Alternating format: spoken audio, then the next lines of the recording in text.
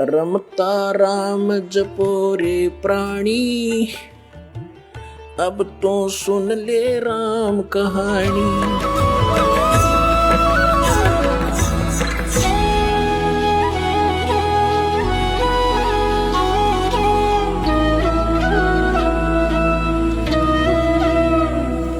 और हम इन ऋषि महर्षि संतों को परम संत मानकर इन पर समर्पित हो चुके हैं और ये सोच चुके हैं कि ये भगवान को प्राप्त कर चुके हैं, इन्होंने सतलोक चले गए होंगे। क्योंकि सतलोक वर्तमान के अंदर ठेका ये राधा स्वामी पंथ, धन धन सतगुरु पंथ, जय गुरुदेव पंथ मथुरा वाला, इन्होंने ले रखा है कि हम सतलोक भेजेंगे। इन सतलोक का ही ना पता, इनको सतनाम का पता नहीं। इनके पूर्वज ने यानी जिसने ये काल का जाल प्रारंभ किया, राधा स्वामी पंथ श्री शिवजाल जी को कहते हैं, उनका चलाया हुआ ये पंथ है। और उसको ये अपना परम धनी मुखिया मानते हैं सभी पंथों वाले जितने से संबंधित है, इसकी ब्रांचें हैं कि वो हमारा हेड ऑफ द डिपार्टमेंट है, वहाँ से हमारा पंथ चला है। और उसने सतनाम का नहीं पता।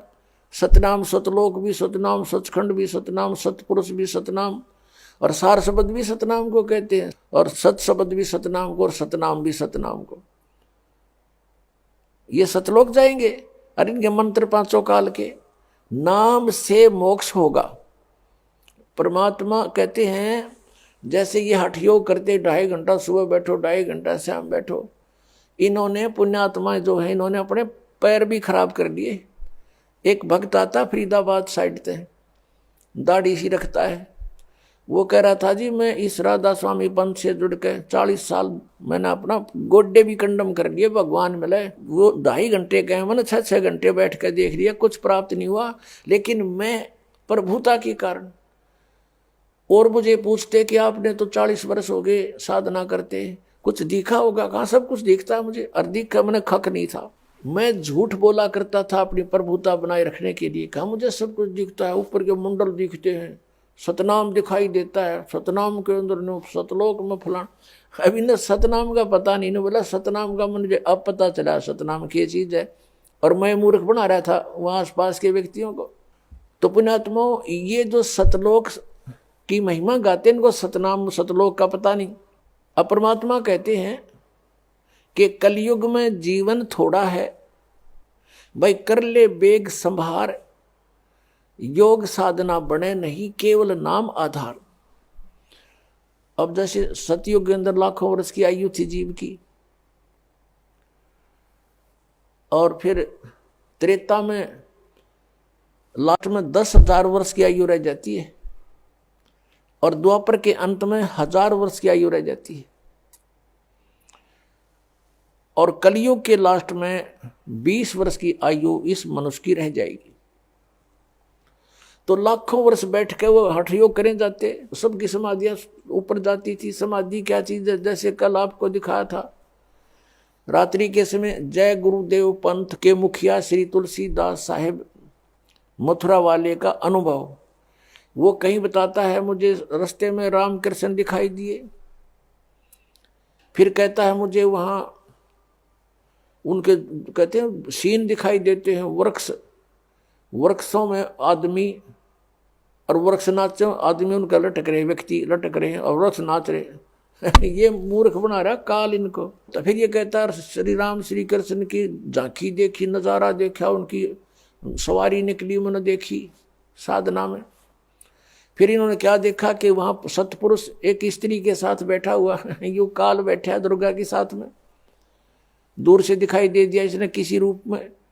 इंद्र भी अपनी पत्नी के साथ, सची के साथ रहता है स्वर्गलोक में, तो इसने वो ज्ञान है ही नहीं, इसी को देख लिया परमात्मा है, सतपुरुष है। अब क्या है कि जैसे सतयुग के अंदर साधक साधनाएं करते थे, उनके सबत शरीर होते थे और माइंड सेट होता था, पूर्व संस्कार अच्छे होते थे, कोई काम नहीं होता था विशेष। जैसे सतयुग में सभी हरा भरा होता है पूरा पृथ्वी, और बहुत सुंदर मेवा फल, और जैसे आपने देखा होगा सामक एक घास होता है जिसके बहुत बाजरे जैसे दाने लगते हैं, और इस तरह के गेहूं वगैरह ये अपने आप उगे रहते हैं, उनको काटो समय आने पर और अपना पछोड़ो और खाओ, फल खाओ, काम कोई नहीं, लेकिन वो भगवान की भक्ति अवश्य करते हैं। अब जैसा भी उनको ज्ञान होता है ऋषि महर्षि या आस पास से, तो उसी तरह वो बैठ जाते। बैठकर उनके अंदर कोई ना कोई चैनल ऑन हो जाता उनका। जैसे हमारे शरीर में ये कमल बने हैं, मूल कमल में गणेश जी का वासा है, उससे ऊपर स्वाद कमल है जिसको अधिष्ठान चक्र बोलते हैं, तो उसमें सावित्री और ब्रह्मा जी का चैनल है वो। यानी चैनल क्या होते हैं, टीवी में चैनल होते हैं। ओरिजिनल कार्यक्रम तो उनके कहीं पर भी वो लाइव दिखा रहे हैं तो कहीं और हो रहा दिख रहा है टीवी में, और दिखता उसी को जो उसका चैनल ऑन हो जा उस कार्यक्रम का, तो वो कार्यक्रम हो रहा है कहीं और दिख रहा है टीवी में। तो ऐसे ही ये ऊपर नज़ारे हो रहे हैं कहीं और दिखते हैं इस शरीर के अंदर, और दिखते केवल ये ब्रह्मांड के ही हैं, सतलोक के इसमें नहीं दिखते, क्योंकि अंड और पिंड के पार स्वदेश हमारा है। तो ये क्या करते थे, इनको अंदर समाधिस्थ हो जाते थे, कोई चैनल ऑन हो जाता है इनकी पूर्व की भक्ति से, और फिर उसमें वो देखते हुए नज़ारे, कोई जैसे झरने दिख रहे हैं, कहीं पर कोई सवारी आ रही है, कोई किसी की, ये काल उनको मूर्ख बनाने के लिए एक बाजीगरी शुरू कर देता है।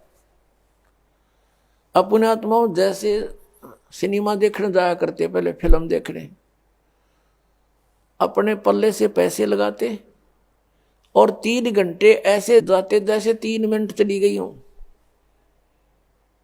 और फिल्म समाप्त होते ठगे से रह जाते जैसे तो और चलनी चाहिए थी, थोड़ा सा समय हुआ, और 3 घंटे वो बैठ के दिखाओ भक्ति में, कति नहीं बैठा था, 100 बार इधर देखेंगे, 100 बार इधर, वहां चले।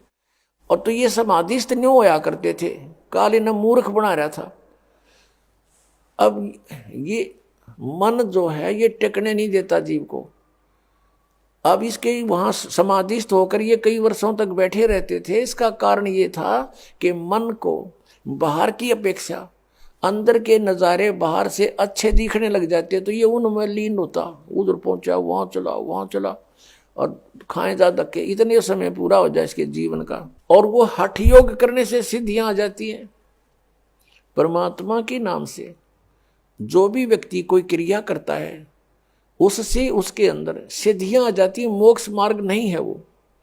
उन सिद्धियों के आधार से इन्होंने किसी को हानि कर दी, किसी को लाभ दे दिया, अपनी कमाई नष्ट कर दी, इससे ये महर्षि प्रसिद्ध हो गए। किसी का भविष्य की बातें बता दी कि तेरा ऐसा होएगा, तो लोग उनको पूजने लगे। अरे उसने के किला तोड़ दिया, न्यू बता दिया तेरा छोरा मरेगा, लड़का मरेगा, वो पहले और चिंता शुरू कर दी, और फिर समाधान बताओगे, ये कर दो वो कर दो, और फिर उसकी मृत्यु तो होनी डेफिनेट है, क्योंकि उनके पास वो मार्ग नहीं जिससे उसकी आयु बढ़ जा, जो इस दास के पास परमात्मा ने दे रखी है। तो फिर वो लड़का मर जाता है, तो अड़ोस पड़ोस के भी कहते हैं भाई उस महात्मा ने तो पहले बता दिया तेरा लड़का मरेगा, बताओ उसने के किला तोड़ दिया, लड़का मरेगा, और उसी से वो प्रसिद्ध हो गए, भाई बड़ा बहुत भविष्य की जानता है। तो इसका कोई लाभ था इनसे। तो अब परमात्मा कहते हैं कि तुम किसी से ज्योतिष दिखा के आना, नाम लेने तो पहले, फिर ना धक्के खाना, नहीं तो नाम खंड हो जाएगा।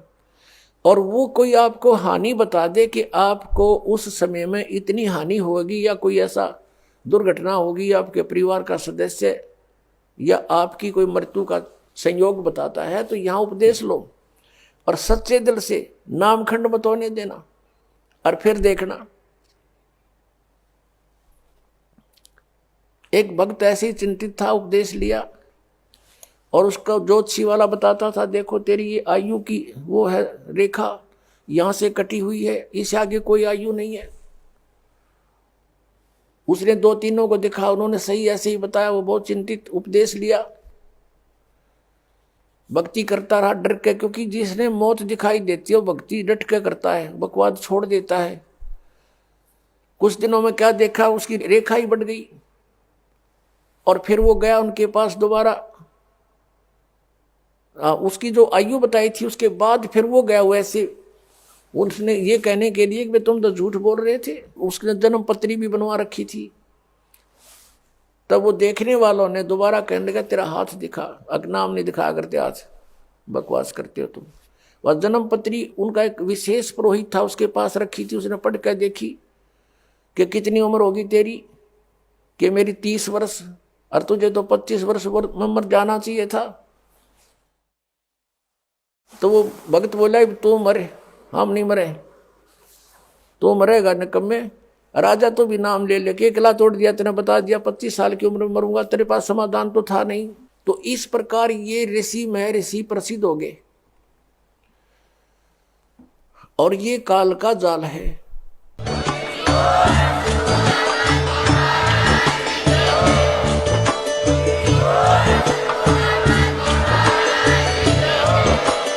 आप सुन रहे थे जगत गुरु तत्वदर्शी संत रामपाल जी महाराज जी के मंगल प्रवचन। अधिक जानकारी के लिए विजिट कीजिए हमारी वेबसाइट www.jagatgururampalji.org। संत रामपाल जी महाराज जी के शुभ आशीर्वाद से पूरे विश्व भर में 500 से भी ज्यादा नाम दीक्षा केंद्र हैं, जिन पर संत रामपाल जी महाराज जी द्वारा ऑनलाइन निशुल्क नाम दीक्षा दी जा रही है। अपने नजदीकी नाम दीक्षा केंद्र का पता करने के लिए संपर्क करें 8222880541।